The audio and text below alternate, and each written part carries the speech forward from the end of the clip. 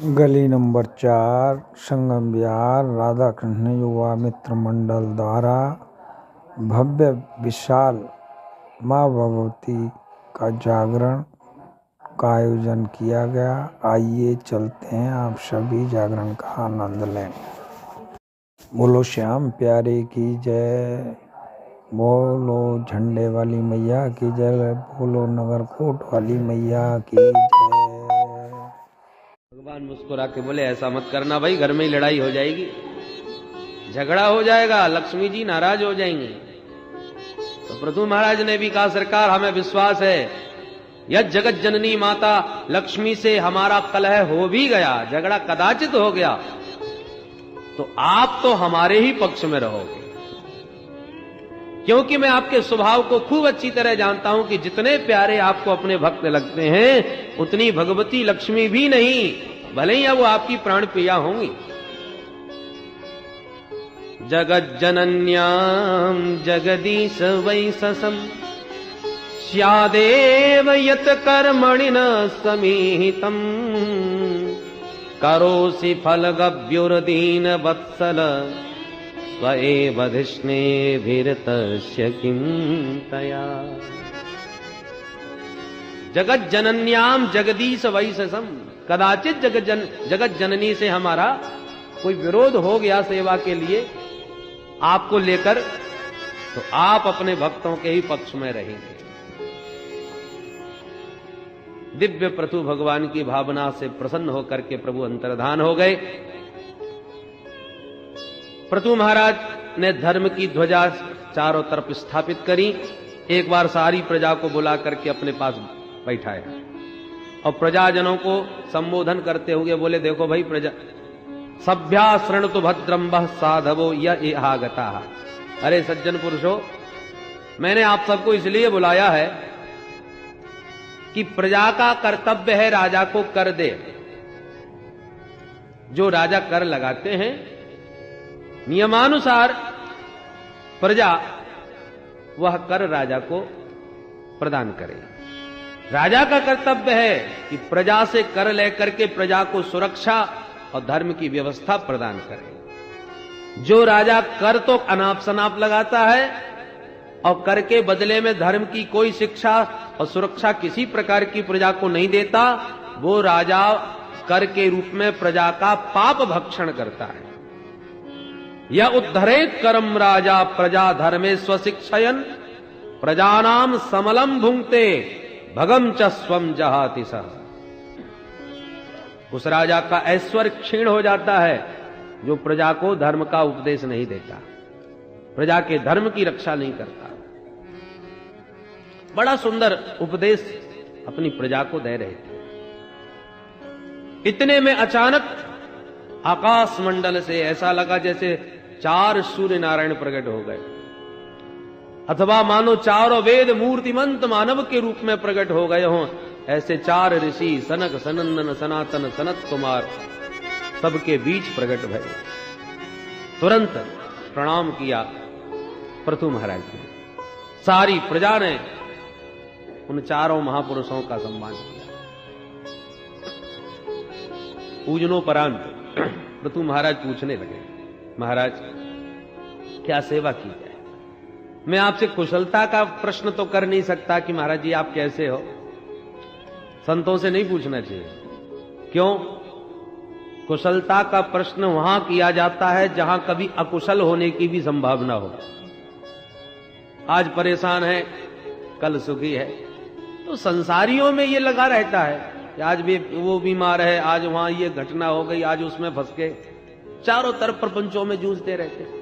पर जो हर समय ब्रह्मानंद में मस्त हैं, ऐसे ब्रह्म ज्ञानियों से क्या कुशलता का प्रश्न करना, क्योंकि उनके जीवन में अकुशलता कभी आती ही नहीं, वो हमेशा कुशल ही रहते हैं। इसलिए भवत्सु कुशल प्रश्न आत्मा रामेषु नेष्यते। आप जैसे आत्मा रामों से कुशलता का प्रश्न करना उचित नहीं। जिस गृहस्थ के घर में आप जैसे संतों का पदार्पण हो जाए तो वो अकिंचन का भी घर हो तब भी महान है, श्रेष्ठ है, उत्तम है। और यदि घर में चाहे जितने रत्नों के भंडार खजाने भरे पड़े हों, और आप जैसे संतों का चरणोदक कभी नहीं पड़ा उस भवन में, तो वो घर उसी प्रकार से है जैसे फलों से लदा हुआ वृक्ष तो है पर बड़े बड़े नागों से लिपटा हुआ है। व्यालालयद्रुमा वैते प्यरिक्ताखिल संपद तदग्रहास्तीर्थ पादीय पाद तीर्थ विवर्जिता। संतों का चरण जो गिरता है, चरणों का जल जो गिरता है उसी को पाद तीर्थ कहते हैं। पाद तीर्थ विवर्जिता। जिस घर में संतों का चरणोदक नहीं गिरा वो घर क्या है? व्यालालयद् द्रुमावैते, सर्पों से लिपटा हुआ वृक्ष है। सर्पों के डर के मारे न तो उस वृक्ष के नीचे कोई छांव लेने जा सकता है, न निश्चिंत होकर सो सकता है, न उस वृक्ष के फल ही खा सकता है। क्या मतलब का वो फलदार वृक्ष? उसी प्रकार धन संपदा चाहे जितनी भरी पड़ी हो पर संतों का सम्मान नहीं, संतों का चरणोदक नहीं, वो व्यर्थ है। पृथु महाराज ने बड़ा अद्भुत स्वागत किया और कहा महाराज हमारे कल्याण का कोई मार्ग हमें बताइए। तब श्री सनत कुमार जी बोले, राजन जब सज्जन पुरुषों से भेंट होती है ना तो समाज के कल्याण की ही चर्चा होती है। तुमने ये प्रश्न समस्त अपनी प्रजाजनों के कल्याणार्थ किया है, तो ध्यान से सुन लीजिए। हम समस्त शास्त्रों का सार निचोड़ तुम्हें एक शब्द में सुनाई देते हैं। शास्त्रे स्वयानेव सुनिश्चितो नृणाम क्षेमस्य सदृग् ब्रह्मसे सुहेतु असंग आत्म व्यतिरिक्त आत्मनि दृढ़ा रतिर्ब्रह्मणि निर्गुणे चया। शास्त्रेषु सदृग् ब्रह्मसेषु नृणाम क्षेमस्य यानैव सुनिश्चितः। समस्त शास्त्रों का अच्छी तरह मंथन करने के बाद प्राणी मात्र के कल्याण का एक ही उपाय सुनिश्चित किया गया है। क्या? बोले असंग आत्म व्यतिरिक्त आत्मनि दृढ़ारति। आत्म व्यतिरिक्त असंग, अनात्म वस्तुएं जो हैं उन अनात्म वस्तुओं से असंग होना सीखो और अपने आत्म स्वरूप को पहचान करके उसी आत्म स्वरूप में स्थिति अपनी बनाओ, उसी से प्रीति करो। अर्थात अपनी आत्मा को पहचान कर, अपने स्वरूप को पहचान कर उसी में स्थित रहो और जो अनात्म वस्तुओं में अत्यंत आसक्ति है उन आसक्ति को त्याग कर उनसे असंग हो जाओ। ये बात थोड़ी सी टेढ़ी है, जरा और स्पष्ट रूप से देखें। हम और आप जब इस जगत में आए तो जन्म लेने से पहले किसी को नहीं जानते थे, कोई हमारा नहीं था और हम किसी के नहीं थे, न एक लेना न एक देना। अनिक्षित गर्भ भी यदि कोई आए तो माताएं उसको भी परित्यक्त करा देती हैं, है तो वो भी बच्चा, परंतु अभी उसे कोई लेना देना नहीं। परंतु जहां जन्म लिया तब धीरे धीरे आसक्ति बढ़ी। ये शरीर मेरा है, ये परिवार मेरा है, ये मकान मेरा है, ये दुकान मेरी है, ये हमारे लोग हैं, ये पराये लोग हैं। अब एक क्षण पहले कोई किसी का नहीं था और अब जन्म लेते ही सब ये भेद उत्पन्न हो गए। तो ये सब अनात्म वस्तुएं हैं। अरे जब शरीर ही हमारा नहीं, ये भी पंचायती धर्मशाला 5 पंचों की है, समय आने पर ये पंचायती धर्मशाला से भी आपको निकाल के बाहर कर दिया जाएगा, तो ये ईंट पत्थरों के मकान दुकान तुम्हारे कैसे हो सकते हैं? तो ये जो अनात्म वस्तुओं में अत्यंत आसक्ति है, मैं और मोर तोरते माया, मैं के नाम पर इस शरीर को मान लिया, मैं वहां गया, मैंने ये किया, मैंने वो देखा, तो मैं का मतलब ये शरीर हमने मान लिया। और मेरा इस शरीर के नातों को मान लिया, ये माता जी, पिताजी, भैया जी, बहन जी, फूफा जी, काका जी, दादाजी, नाना जी, जो इस शरीर के नाते हैं उनको हमने मेरा मान लिया। मैं और मोर तोरते माया, यही माया का बखेड़ा है। ये सब अनात्म वस्तुओं में आसक्ति, माया मोह से बंध करके जो हम कर बैठे हैं, बस इन सब से अनासक्त हो जाना ही जीव के कल्याण का साधन है।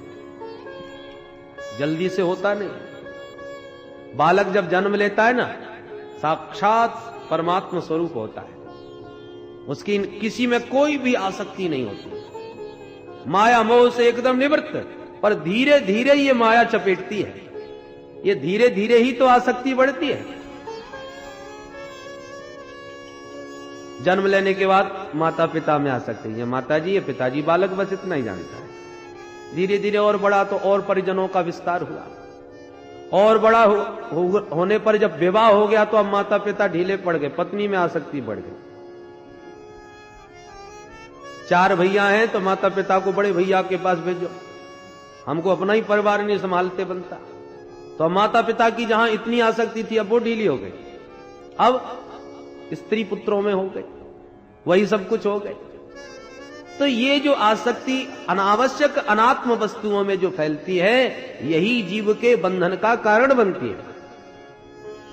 इसलिए असंग आत्म व्यतिरिक्त आत्मनि दृढ़ारति, तुम्हारा जो वास्तविक स्वरूप है उसे तुम पहचानो और उसी में दृढ़ रति करो।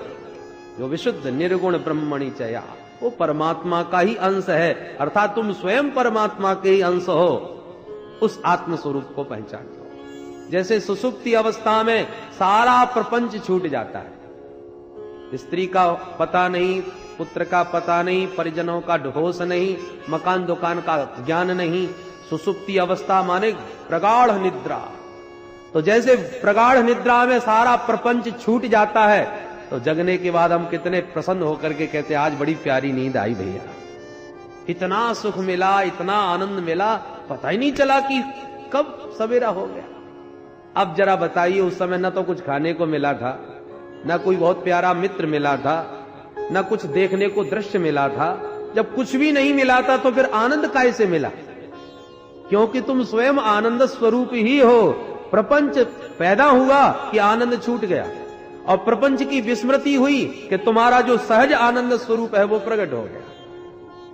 और वो सहज आनंद स्वरूप सुसुप्ति अवस्था में जीव को अनुभव में आता है। तो आत्मनि दृढ़ारति, उसी आत्म स्वरूप में अपने को स्थित कर लो। महात्मा समाधि में क्या करते हैं? कुछ भी खाने पीने को तो नहीं मिलता, और समाधि में वो कौन सा आनंद मिलता है कि आंख खोलना नहीं चाहते। शंकर बाबा की समाधि लग गई तो कामदेव परेशान हो गए समाधि को छुड़ाने के लिए। अंत में ज्यादा प्रपंच फैलाया तो बाबा को क्रोध ही आ गया और काम को भस्म ही कर दिया। कौन सा वो आनंद है जिसको छोड़ना नहीं चाह रहे भोलेनाथ? ये वही अपने आत्म स्वरूप का आनंद है। इस प्रकार से बड़ा दिव्य उपदेश श्री पृथु महाराज ने दिया, पृथु महाराज को दिया श्री सनत कुमार जी ने। और उपदेश दे के जब चलने लगे तो पृथु महाराज ने प्रणाम करते हुए कहा, महाराज आप कुछ दक्षिणा भी तो लेते जाइए। भाई किसी से कुछ मिले तो आप भी अपनी सामर्थ्य से कुछ दीजिए। तो सनत कुमार जी बोले, क्या देंगे आप हमें इस प्रवचन के बदले में? भाई जब दे रहे हो तो उसकी तुलना में दीजिए, उसी की बराबर की कोई वस्तु दीजिए। अब पृथु महाराज को लगा क्या दिया जाए इसकी तुलना में। आत्म कल्याण का उपदेश दिया है, उसके बदले में मैं क्या दूं? तो हाथ जोड़ के बोले, प्राणादारा सुता ब्रह्मन् गृहाश्च सपरिच्छदा राज्यम बलम मही कोश इति सर्वम निवेदितम। इस आत्म कल्याण के उपदेश के बदले में मैं क्या दूं आपको? मैं अपने प्राण, मैं अपनी पत्नी, अपने पुत्र, अपने परिजन, और जहां तक मेरा संपूर्ण राज्य है और जितना मेरा खजाना कोश है, जितने मेरे सैनिक हैं, इति सर्वम निवेदितम, ये सर्वस्व आज से आपका है, आप इसे स्वीकार करें। आज से ये संपदा मेरी नहीं, मालिक आप हैं, आप ही इसके स्वामी हैं। महात्मा प्रसन्न हो गए। सनत कुमार जी बोले, अच्छा तो ये आज से हम सबके स्वामी, ये सारा संपत्ति वैभव हमारा? हां सरकार। तुम भी हमारे? हां सरकार। तो ठीक है, ये संपत्ति सब हमारी है और इसकी व्यवस्था की जिम्मेवारी हम तुम्हें सौंप रहे हैं। अब हमारी संपत्ति का दायित्व तुम संभालोगे। ध्यान रखना, संपत्ति हमारी है, व्यवस्था तुम्हें संभालनी है। लो संभालो। और वही प्रथु महाराज को सौंप करके महात्मा अंतर्धान हो गए। बोल सदगुरुदेव भगवान की। और गुरु शिष्य का स्वरूप ऐसा ही होना चाहिए। शिष्य ऐसा हो जो गुरुदेव को सर्वस्व समर्पण कर दे, मेरा कुछ नहीं, आप ही मालिक हो। पर सदगुरु भी ऐसा होना चाहिए, खूटी कौड़ी लेने की अपेक्षा न करे। जब शिष्य गुरु को सर्वस्व समर्पण कर देता है तो उसे यह ज्ञान हो जाता है कि यह संपत्ति मेरी नहीं, किसी और की है, मैं तो सेवक हूं। उसकी आसक्ति छूट जाती है। फिर वो मुनीम बन करके व्यवस्था बनाता है, मालिक बन के नहीं। बस यही तो विचारधारा बदलने की आवश्यकता है। व्यक्ति जब मालिक बन जाता है तो सुख दुख लाभ हानि में फंस जाता है।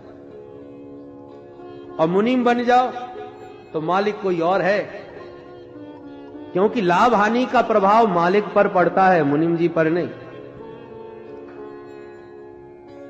तो सदगुरु को क्या चाहिए? गुरु माने बड़ा, लघु माने छोटा। बड़ा छोटे को देता है, छोटा बड़े को क्या देगा? यदि गुरु शिष्य से कुछ पाने की अपेक्षा करता है तो वो गुरु नहीं रह गया, वो तो लघु हो गया। शिष्य गुरु को दे रहा है तो देने वाला बड़ा होता है, लेने वाला तो छोटा हो गया। इसलिए ये सदगुरु का जो स्वरूप है वो सनत कुमार जी ने यहां दिखाया। अंतर्धान हो गए। श्री मैत्री मुनि कहते हैं, विदुर जी महाराज, इन्हीं के वंश में महाराज प्राचीन वरीही हुए। राजा प्राचीन वरीही बड़े भारी कर्मकांडी, बड़े बड़े यज्ञ कराते हैं, पर यज्ञों में पशु की बलि खूब चढ़ाते हैं, हिंसात्मक यज्ञ किए। तो नारद जी महाराज ने एक दिन आकर के टोका, राजन जितने पशुओं को तुम बलिदान कर चुके हो वो सब देखो ऊपर खड़े। और जैसे ऊपर दृष्टि डाली तो सचमुच आंखें फाड़ फाड़ के वो सब जीव राजा की तरफ घूर रहे थे।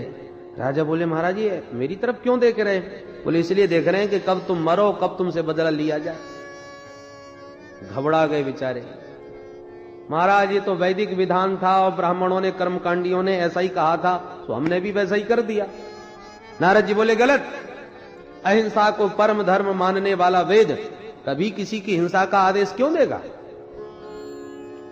यदि शास्त्रों में हिंसा की बात लिखी है तो वो हिंसा निवृत्ति परक है, प्रवृत्ति परक नहीं। कैसे महाराज? जैसे किसी को बीड़ी पीने की आदत पड़ गई तो गुरुदेव ने पकड़ के डांटा, क्यों रे बीड़ी पीता है? मालूम नहीं आश्रम में निषेध है धूम्रपान। शिष्य बोला, गुरुजी मालूम है, पर क्या करें, आदत बिगड़ गई बचपन से, रहा नहीं जाता। तो गुरुदेव ने सोचा इसकी आदत कैसे रोकी जाए।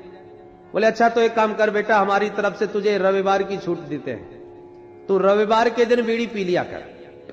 अब गुरुदेव को छूट इसलिए देनी पड़ी कि ये कभी मानने वाला तो है नहीं। सप्ताह में जब एक ही दिन पिएगा तब इसकी आदत कम हो जाएगी और धीरे धीरे वो आदत छूट जाएगी। और चेला ने क्या किया कि जो रविवार आया तो स्वयं तो पीता ही था, दूसरों को भी पिलाने लगा। सुनो सुनो, आज इतवार है, आज के दिन बीड़ी पीने का बड़ा महत्व है।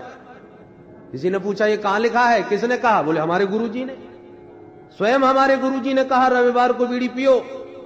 अब गुरुजी ने तो कहा था आदत कम करवाने के लिए, और तुमने उसे प्रमाण पत्र बना के सबको पिलाना चालू कर दिया। परोक्षवादः वेदोयम बालानाम अनुशासन। वेद भगवान परोक्षवादी हैं। जब उन्होंने देखा कि जो हिंसा के बिना रह नहीं सकते उनको कैसे रोका जाए, तो उनको रोकने के लिए नियम बनाया कि भाई हिंसा करनी ही है तो अमुक यज्ञ के समय अमुक पशु का बलिदान कर दो। तो कोई मांस खाने के लिए या पशु का बलिदान करने के लिए तो यज्ञ नहीं करवाएगा। अरे जब इतना बड़ा यज्ञ होगा तब कोई एक हाथ पशु का बलिदान होगा, तो जो रोज रोज की बलि चढ़ रही है उस पर नियंत्रण हो गया कि नहीं? परंतु जो हिंसा के प्रेमी थे उन्होंने उसी को प्रमाण पत्र बना लिया। इसलिए वेदों का अधिकार सबको नहीं दिया। अल्पज्ञ प्राणी सांगोपांग वेद को न पढ़कर एकांगी कोई शब्द पकड़ लिया, अपने मतलब की बात ढूंढ ली और अर्थ की जगह अनर्थ करना चालू कर दिया। उसके तात्पर्यार्थ को तो समझा नहीं। एक जगह लिखा था वेद पढ़ना पाप है, वो सज्जन सबको दिखाने लगे, देखो देखो वेद की पुस्तक में लिखा है वेद पढ़ना पाप है। लोगों को पागल बना दिया। जब एक समझदार के पास आया, पढ़े लिखे के पास आया, तो उसने कहा भैया ऐसा हो नहीं सकता, लिखा हो। बोले लिखा है, दिखाया, सचमुच लिखा था, परंतु सबसे अंतिम लाइन में लिखा था। पन्ना पलट के जब देखा तो पीछे लिखा था अशौच अवस्था में। तो अशौच अवस्था में माने अपवित्र अवस्था में वेद पढ़ना पाप है। तो पीछे की बात तो छपा रखी है, वो आगे आगे की लाइन दिखा रहा है सबको, वेद पढ़ना पाप है, वेद पढ़ना पाप है। तो ऐसे लोग अर्थ का अनर्थ कर डालते हैं, लोगों को दिग्भ्रमित कर देते हैं। इसलिए सबको अधिकार वेदों का नहीं दिया, जिसका लोगों ने तमाम अर्थ लगा लिया।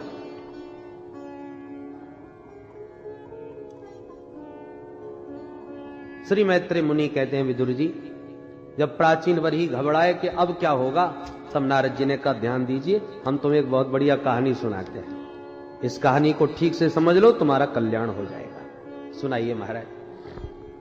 बोले दो मित्र थे, एक का नाम अभिज्ञात और दूसरे का नाम पुरंजन। दोनों ही घनिष्ठ सखा हैं। सह खेलती खादती स सखा, एक साथ खेलें एक साथ खावें वो सखा। सुवर्णा वेतऊ सद्रसऊ सखायो। तो दोनों परम प्रिय सखा। एक दिन पुरंजन बोला मित्र चलो कहीं घूमने चला जाए। अभिज्ञात ने कहा तुम ही घूमो, हम तो अपने घर में ही भले, पर घूम के जल्दी आ जाना भैया। पुरंजन बोला ठीक है, मैं अकेला ही चला जाता हूं और जल्दी आऊंगा, चिंता न करना। निकल पड़ा। घूमते घूमते लाखों शहर घूम डाले पुरंजन ने, परंतु कहीं उसका मन नहीं लगा, कोई शहर उसे अच्छा नहीं लगा। अचानक एक 9 दरवाजे का नगर नजर आया। बड़ा सुंदर शहर था, सो भीतर घुस गया। शहर के भीतर प्रवेश करते एक सुंदरी कन्या सामने से आके निकट जाके बोला देवी जी नमस्कार, क्या मैं आपका परिचय जान सकता हूं? कन्या बोली सुनो, मैं इस शहर की मालकिन हूं। इस शहर में मेरी इच्छा के बिना पत्ता भी नहीं हिलता। ये मेरे 10 सैनिक हैं जो मेरी आज्ञानुसार काम करते हैं। ये मेरा सेनापति है जो इन सैनिकों को संभालता है, और ये 5 मन का नाग मेरे साथ रहता है जो दिन रात रखवाली करता है इस शहर की। मेरा विवाह नहीं हुआ, अकेली राज्य करती हूं इस शहर पर, और माता पिता का मुझे पता नहीं कि मेरे को जन्म किसने दिया। पुरंजन को लगा ये तो कोई बहुत बड़ी मालकिन है यहाँ की। पुरंजन बोला देवी विवाह तो हमारा भी नहीं हुआ। फिर तो दोनों ने एक दूसरे को मरवाला पहना करके पसंद किया और विवाह कर लिया। अब तो पुरंजन अपनी पत्नी पुरंजनी में धीरे धीरे इतना आसक्त होता चला गया कि पुरंजनी रोवे तो पुरंजन रोवे, पुरंजनी हंसे तो पुरंजन हंसे, पुरंजनी गावे तो पुरंजन गावे, पुरंजनी नाचे तो पुरंजन भी नाचे। क्वचित गायति गायन्त्याम रुदन्त्याम रुदति क्वचित, क्वचित हसन्त्याम हसती जलपन्त्याम अनुजलपति। क्रीड़ा मृग की तरह पुरंजन पुरंजनी के संकेतों पर नाचने लगा। एक दिन की बात, एक जरा नाम की कन्या जो इतनी कुरूपा थी कि जिस पुरुष से विवाह की बात करती वही भाग जाता। एक दिन वो चंडवेग नाम के गंधर्वराज के पास जाकर के बोली महाराज मैं बड़ी संसार से पीड़ित हूं, कोई भी मुझे स्वीकार करता नहीं। चंडवेग ने कहा देवी दुखी मत हो, हम तुम्हारी सहायता करेंगे। मेरे पास 360 काले काले काली काली गंधर्वियां हैं और 360 गोरे गोरे सुंदर गंधर्व हैं, और ये सारी सेना आज से तुम्हें सौंप दी। तुम्हें जो पसंद आवे उसी के साथ विवाह रचाओ, भागे तो सैनिक उसे पकड़ के तुम्हारे हवाले कर देंगे, तुम्हारे सहायक है। ये मेरा छोटा भाई प्रज्वार है, इसे भी अपने साथ रखो। मैं तुम्हें अपनी बहन बना लेता हूं। प्रज्वारोयम मम भ्राता त्वम च मे भगिनी भव। अब तो जरा देवी प्रसन्न हो गई। अब वो सारी सेना लेके जब घूमने निकली तो उसकी दृष्टि पुरंजन पर पड़ गई। तो पुरंजन को पाने के प्रयत्न में पुरी में प्रवेश करने लगी। तो पुरंजन की पुरी के जो 10-11 सैनिक थे उन्होंने भी खूब विरोध किया, रोका, तो इसने सैनिकों से हमला बोल दिया। पुरंजन महलों में सोए पड़े हैं, उन्हें यही पता नहीं कि हमला हो गया शहर पर, कुछ भी पता नहीं। परंतु इतना भयंकर युद्ध हुआ कि 10-11 सैनिक थे पुरंजन के, वो सब मर गए। 5 पन का नाग भी घायल होकर भाग गया और महलों में घुस करके जरा देवी ने पुरंजन को बंदी बना लिया।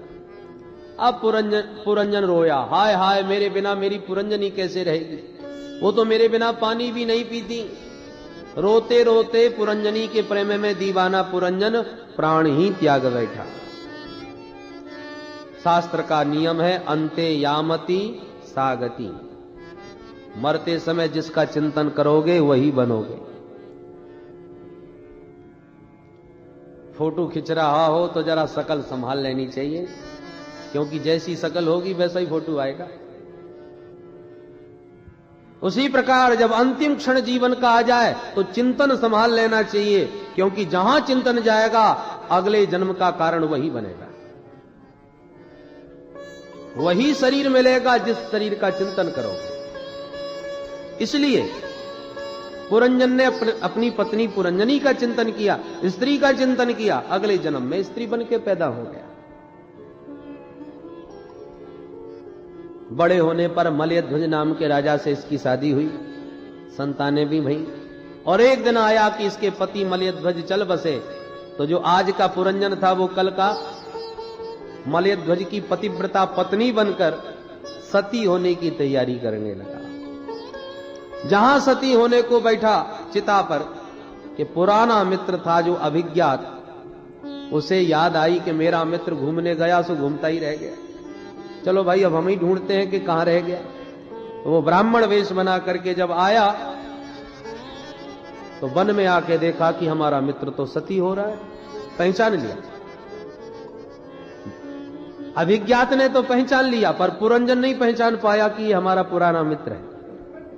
अभिज्ञात ने आवाज लगाई, क्यों भैया, अरे मित्र कैसे हो, किसके साथ सत्ता हो रहे हो? पुरंजन बोला, तुम कौन हो, शर्म नहीं आती, मेरे को मित्र बोलते हो? अरे एक पतिव्रता स्त्री पति को गोद लिए सती होने बैठी है और तू मुझको अपना मित्र कह रहा है?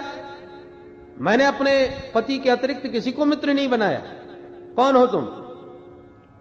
ब्राह्मण बना अभिज्ञात हंसने लगा, वाह भैया तुम तो पूरे पतिव्रता बने बैठे हो और मुझे बिल्कुल भूल गए। मैं तेरा पुराना मित्र अभिज्ञात, याद कर हम और तुम कितने आनंद के साथ रहते थे मानसरोवर के हंस बन के, और तू घूमने क्या निकला कि बिल्कुल ही मुझे भूल गया। बचपन की कई घटनाएं जब याद दिलाई, बुद्धि पर जब जोर मारा तो पुरंजन को याद आया, जो स्मरण आया अभिज्ञात का पहचान भई। अभिज्ञात को पहचानते ही दोनों मित्र गले मिले और आनंद के साथ सारा प्रपंच छोड़ के पुनः अपने घर में जाके विश्राम करने लगे। बोल वृंदावन बिहारी लाल। देवर्षि नारद कहते हैं, महाराज प्राचीन वर्ही कथा समझ में आ रही है कि नहीं? बोले महाराज कथा अच्छी बहुत लगी पर पल्ले कुछ नहीं पड़ी, समझ में नहीं आई महाराज, समझाइए ये कहानी।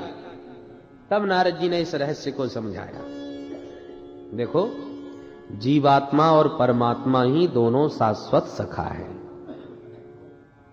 जीवात्मा का नाम पुरंजन, परमात्मा का नाम अभिज्ञात। पुरंजन का मतलब पुरीं जनयति इति पुरंजन है। ये जीव कर्मानुसार अनेक पुरियों में जाता है। परमात्मा से बोला घूमना चाहता हूं, भगवान बोले बेटा प्रेम से घूमो, पर हमको मत भूल जाना, नहीं घूमता ही रह जाएगा। जीव वचन देता है बड़े विश्वास पूर्वक, महाराज आपको कैसे भूल सकता हूं, आप तो मेरे अभिन्न हृदय हो। भगवान कहते तो जाओ घूमो। अब हम सब जीव पुरंजन बने घूम रहे हैं, घूमते घूमते लाखों शहर घूम डाले। लाखों शहर क्या है? 84 लाख योनियां। चींटी बने, मच्छर बने, ये सब छोटे छोटे शहर हैं। हाथी बने, घोड़े बने, ये बड़े बड़े शहर हैं। और ये सब मिला के 84 लाख है। इन सब शहरों में घूमते घूमते जहां 9 दरवाजे की नगरी मिली, तो ये शहर सबसे अच्छा लगा। नवद्वारपुरे देही, ये 9 दरवाजे की पुरी मानव शरीर ही है। इस शहर में तो देखते ही मन खुश हो गया। बड़े भाग्य मानो सतनु पावा, बड़े भाग्य मानो सतनु पावा, सुर दुर्लभ सद्ग्रंथन गावा, सुर दुर्लभ सद्ग्रंथन गावा, साधन धाम मोक्ष कर द्वारा, साधन धाम मोक्ष कर द्वारा, पाए न जही परलोक समारा, पाए न जेहि परलोक समारा। बड़ा दिव्य, सबसे सुंदर शहर है ये। जैसे ही नगर में प्रवेश किया तो सबसे पहले सुंदरी से परिचय हुआ।